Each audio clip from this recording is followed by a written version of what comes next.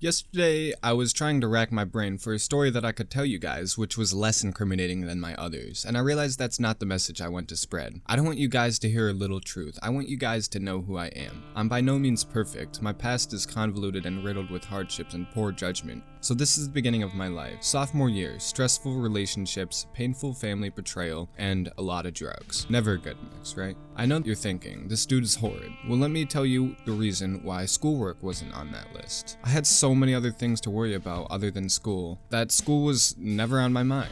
I worried about money, where I was sleeping, and family matters. I was in foster care because I got in trouble with the law, and predicaments at home made it so it was very hard for me to avoid being brought into the system. My life was snowballing into something you would read out of a fiction. At the time, I was with a girl who was my partner in crime, and that's why I fell so hard for her. She was my Harley Quinn. Her brother, and still is to this day, my brother, my twin. They were my family. Because my life seemed to get progressively worse, I saved up some money to disappear. I was going to go AWOL from my foster home, from my life, and from everyone I knew. That plan was still in the prep phase. I went to stay at Miss Harley Quinn's house for a few days when I didn't have school. I let my foster brother know where I was going. Me and him had come up with an elaborate plan as to where I was staying, and I was paying him to be quiet. See, my foster parents at the time would never let me go to my girlfriend's house. They were great people, they were mean parents. We decided to tell them I was going to stay with my uncle who lived in Owego. So I was at the Quinns' house for a few days, and I ended up staying too long. A day too long to be exact, because I accidentally skipped a day of school. My foster parents noticed I didn't get off the bus. This wouldn't be alarming if they hadn't previously told me that I needed to start going straight home from school. I imagine they started to panic, and if you're a foster parent, you need to call it in, or you could potentially lose your job. So that's what they did. News got to me that the cops were after me, and at this point, normal people would turn themselves in.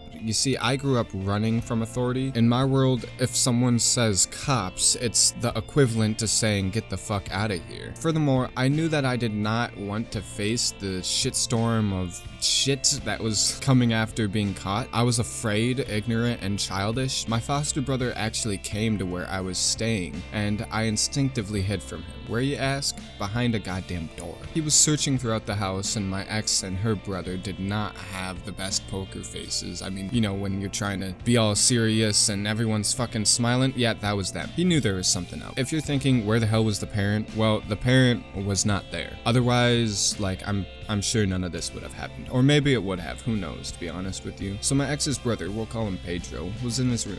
It was his door that I was wedged behind. My foster brother went into the room and asked where I was. Pedro picked up his phone whilst staring into my foster brother's soul, pretends to get a phone call, and turns around. I was like, this motherfucker.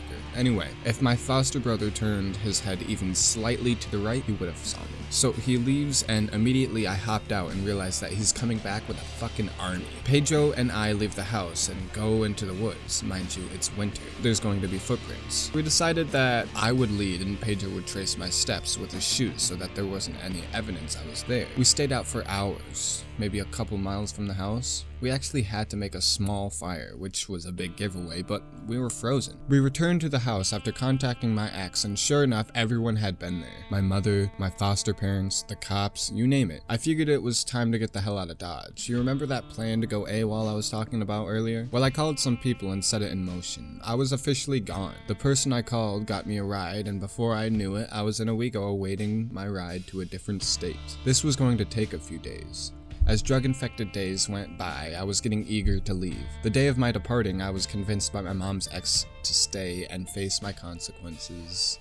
People literally thought I died or that I was kidnapped. Even my ex wasn't sure what happened to me after I left her house. So my mom's ex picked me up and I was going to be able to see my ex before I was shipped off to God knows where. But because of the time crunch, I was unable to do that. I was hysterical, depressed, high. I smoked my last cigarette and went into the police department and turned myself in. I was up all night giving false statements to the police in an attempt to avoid collateral damage. They shipped me off to a place called Haskins. I know, it literally sounds like an asylum or something. something straight out of Harry Potter. After I was in hell for a few days, emotionally and physically, I went to court. They placed me in a new foster home, which was rated a higher level in the hierarchy of care. The home was built upon trust and quite possibly the best foster home available. See, the foster parent was actually a teacher at the school I went to.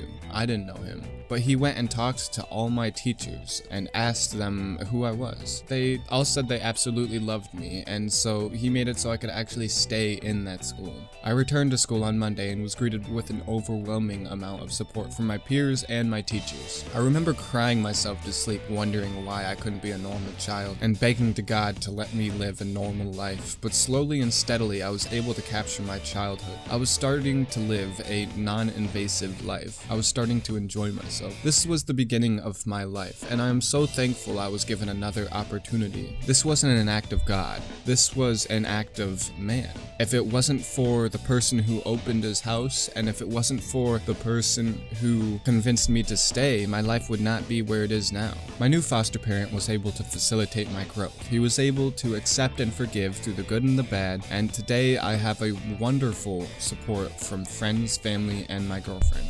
I have friends who have called me to thank me for the positive influence I've made in their lives since I was placed in my second home. Guys, do not succumb, do not give up, because whatever you are going through will pass. But equally important, do not be afraid to act. Do what you want and make yourself happy. Life is too short. Thanks.